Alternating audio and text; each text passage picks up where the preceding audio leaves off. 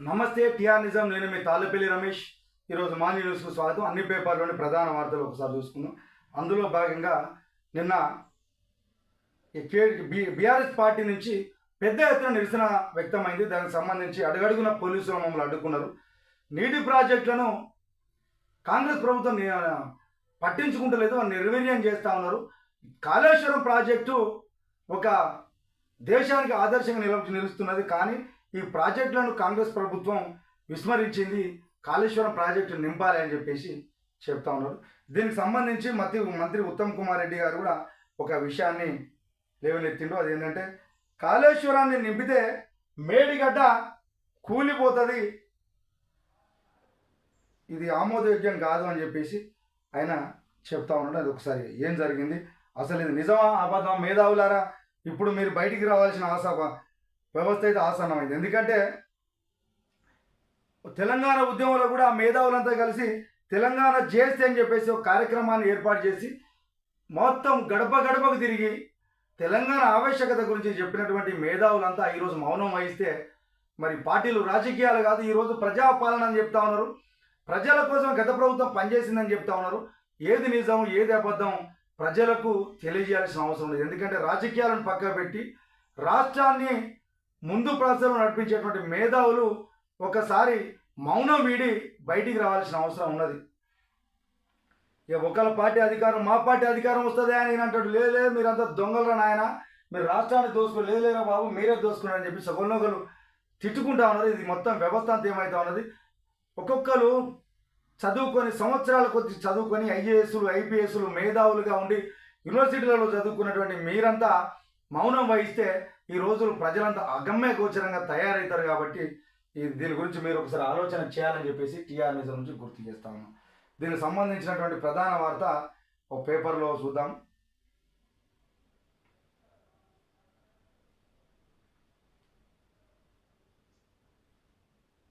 అసలు ఇడిపోతుంది కథ అంతా, ఇటు ఏం నడుస్తుంది అయితే ఎవరికైతే అంతుచిక్కని సందర్భంగా అనిపిస్తూ ఉన్నది.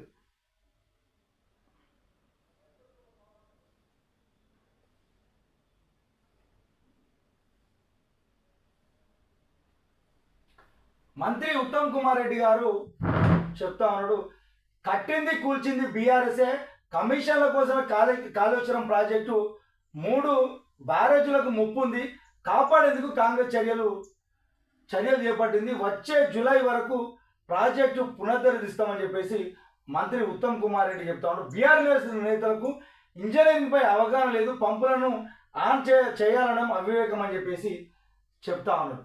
అంటే ఇది కమిషన్ల కోసం ప్రాజెక్టు పెట్టిండు, దీన్ని కాపాడేందుకు మేము చర్యలు తీసుకుంటాను, అది ఆల్రెడీ అది ముప్పుకు గురవుతా ఉన్నది, దాన్ని కాపాడి దాన్ని పునరుద్ధరించి జాతికి అంకితం చేస్తామని చెప్పేసి వాళ్ళు చెప్తా ఉంటే కేటీ రామారావు కాంగ్రెస్ సర్కార్ వైఫల్యమే కాళేశ్వరం ప్రాజెక్టును పడావు పెట్టిండ్రు, నిర్మాణ ఖర్చు 9,000 కోట్లే, 1,00,000 కోట్ల అవినీతి ఎలా సాధ్యం, 2014 కంటే ముందు రికార్డు స్థాయిలో పంటలు ఎందుకు పండలేదు, కన్నెపల్లి పంప్ హౌస్లను ఆన్ చేసి నీటిని తరలించాలి, లేదంటే 50,000 మందితో వచ్చి మేమే చేస్తామని చెప్పేసి బీఆర్ఎస్ నేత కేటీ రామారావు అయితే చెప్తాను. లేదా మేము అభివృద్ధి చేసినాం అంటాను, మీకు కేటాయించింది 94,000 కోట్లే, 1,00,000 కోట్ల అని మీరు ఎట్లా అంటారు భయ్, ఇక మీరు దీన్ని పంపుని పరిశీలిస్తాను అని చెప్పేసి నిన్న చేస్తూ ఉంటే లేదురా ఆయన ఇది కూలిపోతా ఉన్నదని చెప్పేసి వీళ్ళు మాట్లాడుతూ ఉన్నది.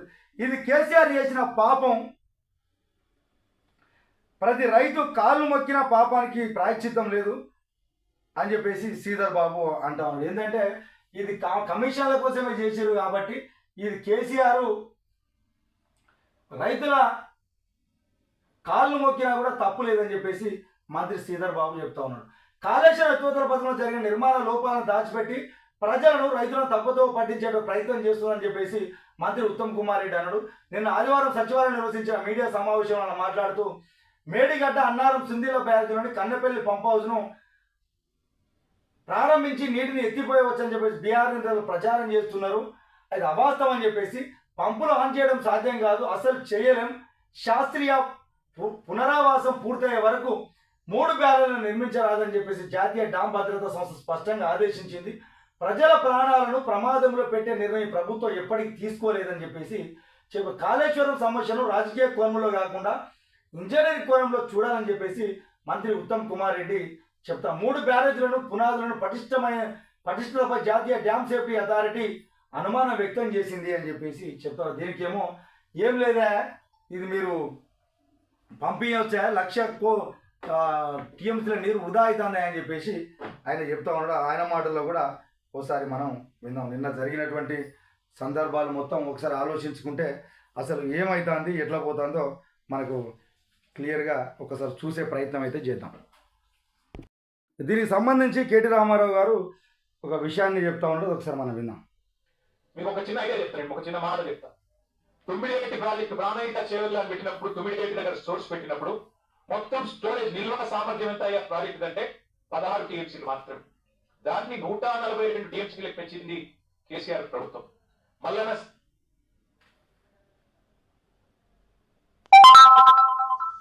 సాగర్ భారతదేశంలోనే అతిపెద్ద artificial man made reservoir 50 TMC కెపాసిటీతో కట్టిన రిజర్వాయర్ మల్లన సాగర్. కానీ ఎన్నో అద్భుతాల సమాహారమే కాళేశ్వరం.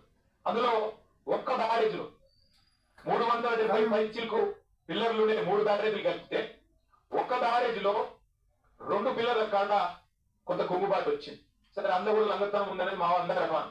అందులో కూడా ఎలక్షన్ల ముంగట్నే జరిగింది, ఏమో జరిగింది, కొంతమంది దుర్మార్గులు ఏదో చేసిండ్రు, ఎలక్షన్లకు గెలిచినందుకు కేసీఆర్ బదనామం చేసిన అనుమానం కూడా. నిజంగానే అంటారా, ఇది నిజంగానే వాళ్ళు వేరే వాళ్ళు చేసి దీన్ని కూల్చింది అనేది నిజం అవుతుందా?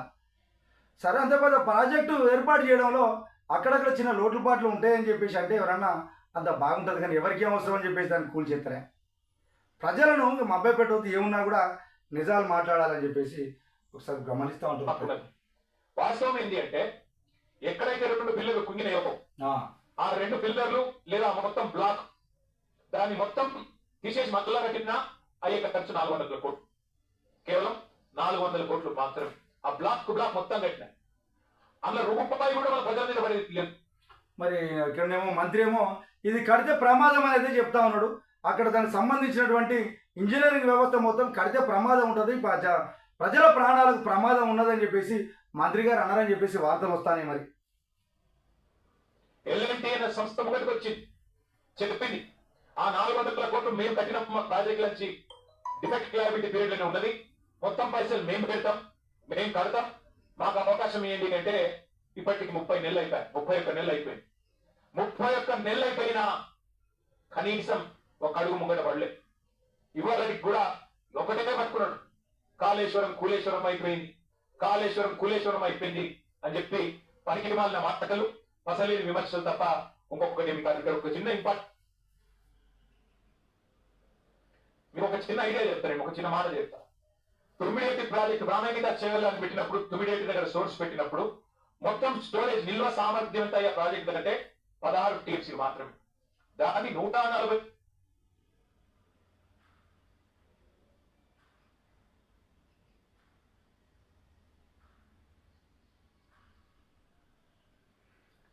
అయితే ఇట్లా ఒకరికొకరు వీళ్ళు ప్రతి విమర్శలు చేసుకుంటా ఉన్నారు. కాబట్టి ఈరోజు మేధావులంతా వచ్చేసి నిజమైన తేల్చిన అవసరం ఉంటుంది. వాస్తవానికి ఒకటి మనం ఆలోచించుకుంటే అసలు ఈ సమాజంలో ప్రశ్నార్థకం వచ్చినప్పుడు మేధావుల ఆలోచనలు తీసుకుంటాం, పార్టీలకు అతీతంగా ఉండేటువంటి వ్యక్తులను తీసుకుంటాం.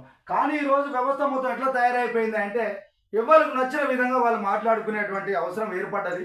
నిజ నిర్ధారణ ఏందో అని చెప్పేసి ప్రభుత్వాల దగ్గర ఉన్నటువంటి అధికారులు నెగ్గు తేల్చాలని చెప్పేసి ఒకసారి టీఆర్ నిజం నుంచి గుర్తు చేస్తూ అక్కడ కాళేశ్వరం ప్రాజెక్టు లక్షల కోట్లు ఖర్చు పెట్టి చేసిండ్రు, ఇది పేదలకు వరంగా మారిందని చెప్పేటువంటి వీళ్ళు ఈరోజు అక్కడ నష్టం జరుగుతూ ఉన్నదా, లాభం జరుగుతూ ఉన్నదా అని చెప్పేసి ప్రజలు తేల్చాల్సిన అవసరం ఉన్నది.